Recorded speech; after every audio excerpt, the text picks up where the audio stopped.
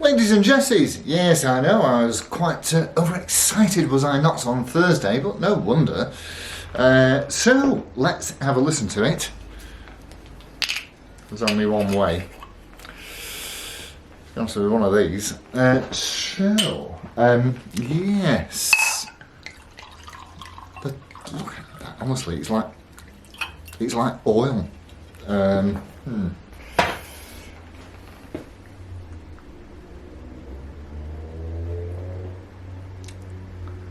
Oh, right. Okay. So, yes, well, let's have a look and a listen. By heck. So, yes, let's have a look and a listen at this fine thing. I'll listen to a tune, go through the specs and whatnot. Can't wait. Let's go.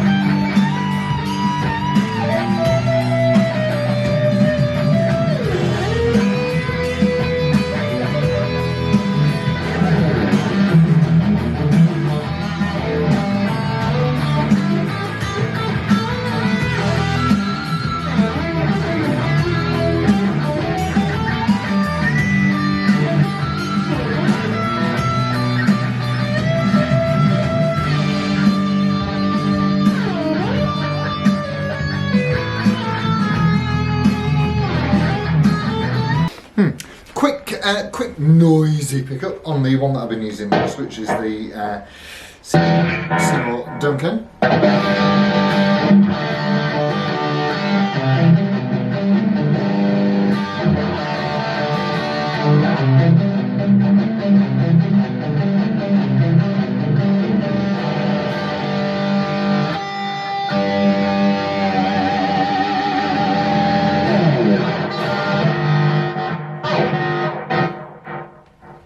Lovely. Pickup time. Well, this should be pretty amusing because there's about 700 million variations on it. Well, not quite that many, but not far off. So we will start off with the bridge end in chicken head number 1 position. So here we have our chicken head, which gives you your tonal variations because of the very, very fancy wiring that's inside it. So here we go.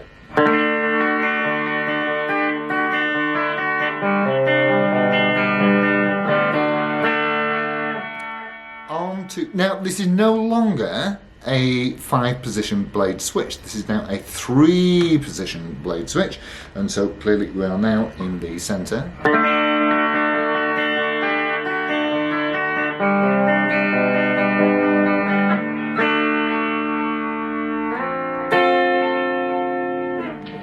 Blimey. And onto the neck. Malco, what's that? What's that? It's really, really nice.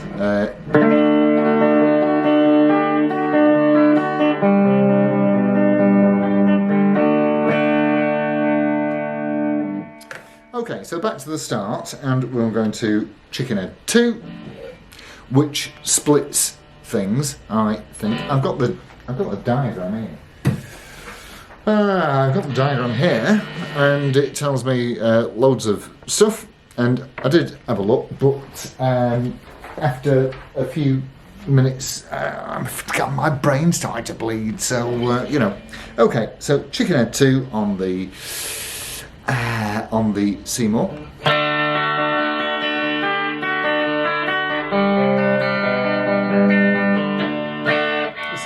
So that is certainly split.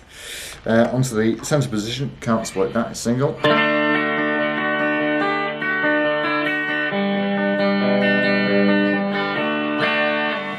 And onto the neck.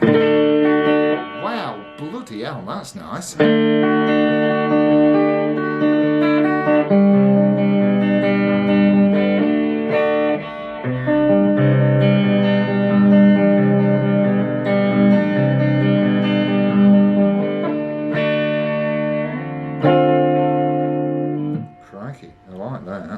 Okay, so back to the bridge, and I think that this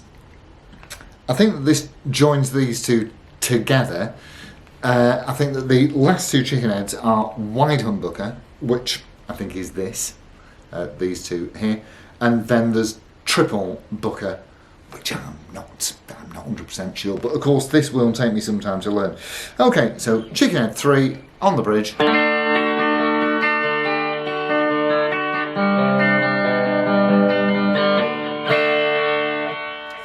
Into the centre.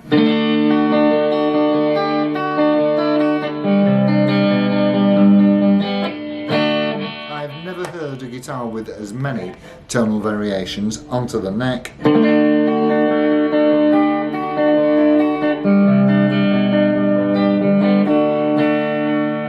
And then finally onto Chicken Head 4, and we'll start back here again.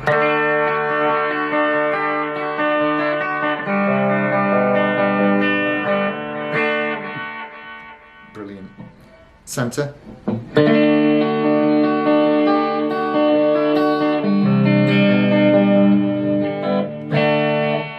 And onto the neck.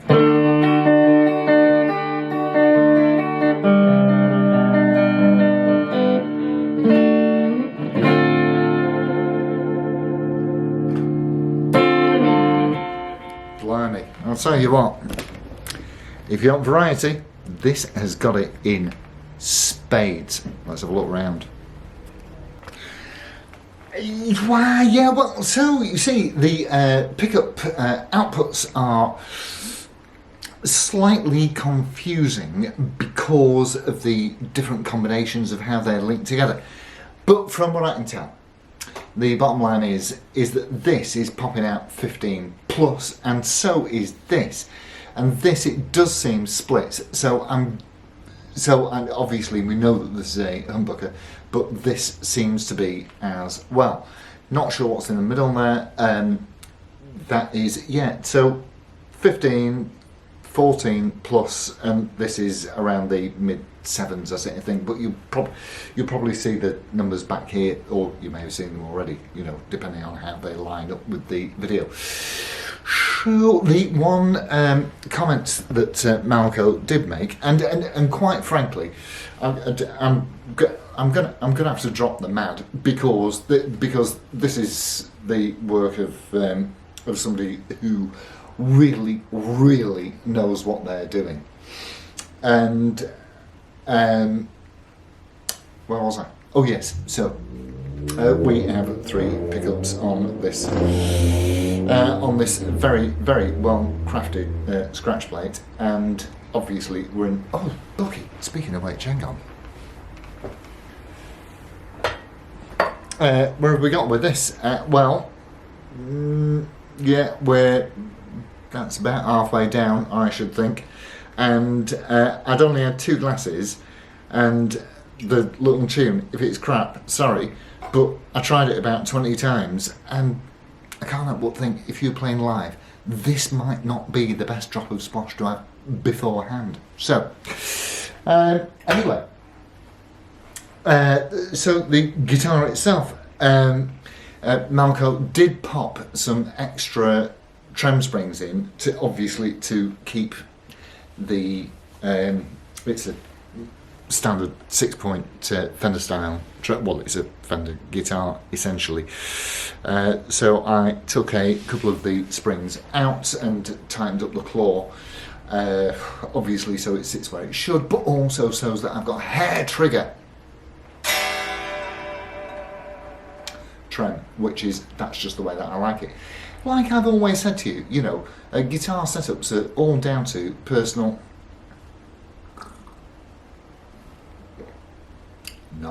preference. Yes.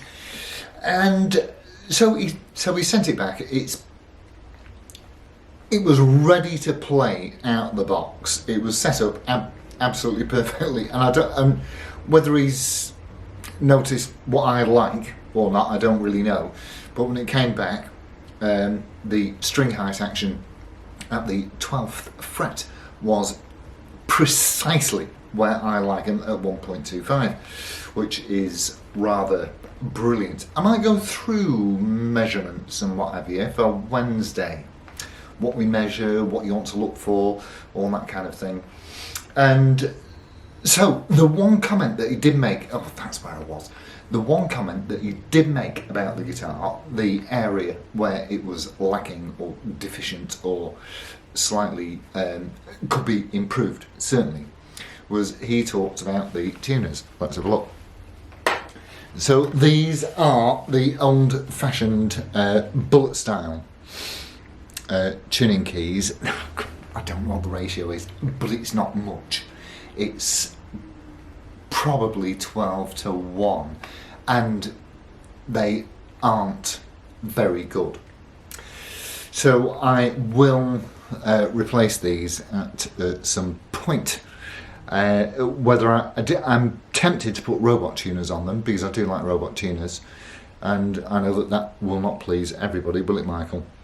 And so, or I might put spurts and lockers on, because I like those, because they're very, very good. They're a high ratio, and they look cool. So, answers on a postcard to the usual address. Thank you for whatever your feelings are on those. And round the front, look at what he's done. So we've got book fast book, back first, obviously the label here, and the trademark label. Don't you love it? And I do like, as you know, I like quirky stuff, and I do like these Korean some Mustangs that have got this little chopped off head thing here. We know that it's Korean because there is in fact a serial number, and the legend tells us made in Korea. Now we have maple fretboard and a maple neck. However, what we do know is it's not one piece, and the reason that we know that it's not one piece is because there is no skunk stripe. If this was a single piece of maple, then you would have to have a skunk stripe in here, because that is where they would insert the truss rod, but it has to be a capped on maple fretboard, because there is no skunk stripe, which means that the truss rod went in before the fretboard went on. So that's how that works. Very happily, we do have 22 frets on here. Most of you, but which is kind of weird, because most of your budget stuff, certainly these days, will have those. They're adequate. They're fine. You know, they work, but they're just not as good as other tuning keys. And so normally we'll see these, but only 21 frets. You see, so those keys have got to go. Let's have something decent on there. The body is certainly solid wood. The backplate is off there. The body is certainly solid wood. Probably a butcher block construction. Butcher block meaning that there's probably 3 or 4 slices of wood that have been tacked together somehow. It's probably basswood. Again, nothing wrong with that. And it really is a quality instrument. If you're setting off, or even if you're not setting off, just actually at any old time, if you're looking for a stratty type thing, can't go wrong with these. They're well made, they're solidly constructed, very, very, very well put together. They're very well appointed, with the notable exception of the tuning keys. And of course, if you've got somebody like Malco in your area who can do that kind of thing, well, you have won the jackpot. So yes, standard 6-point synchronous Fender style trem. Although you can set these floating, and so that they work backwards as well as forwards. And so on this, of course, we no longer have 2 tones and 1 volume. We now have 1 tone, 1 volume and 1 tone, and we have the chicken head, which switches the configuration between the pickups, and of course that provides a really amazing range of tones. So with utter confidence, because I never know with the guitars I get through, I never know which ones I'm keeping, which ones are going. Some stay for a bit and then I get fed up with them and move them on.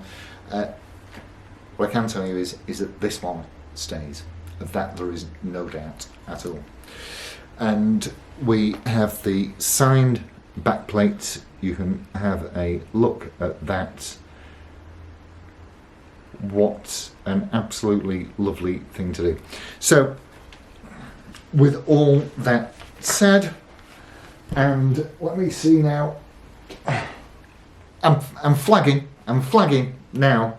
I'm flagging. We're down to, so there's about a third left in there, something like that. This is 15%, but it is the first taste of the old Buckfast can be a bit of an assault on the taste buds, if you've still got any, after years of smoking, drinking lager and eating curry. But certainly, yes, once the first couple of mouthfuls has gone down, it becomes very, very, very delicious indeed. So with that, I shall bid you all a fond farewell. I shall bid you all. Let me put this down. I shall bid you all a fond farewell, and a huge, massive thank you to Malco, because honestly, this has just made me happier than you can imagine, and it will take me. I'm drunk, and it will take me ages and ages and ages to explore all the tonal variations and what have you. But I shall have fun finding out. So it's adios amigos. I shall look forward to seeing you on Wednesday. I might be sober by then. And yes, adios amigos. Ta-ra. Cheers.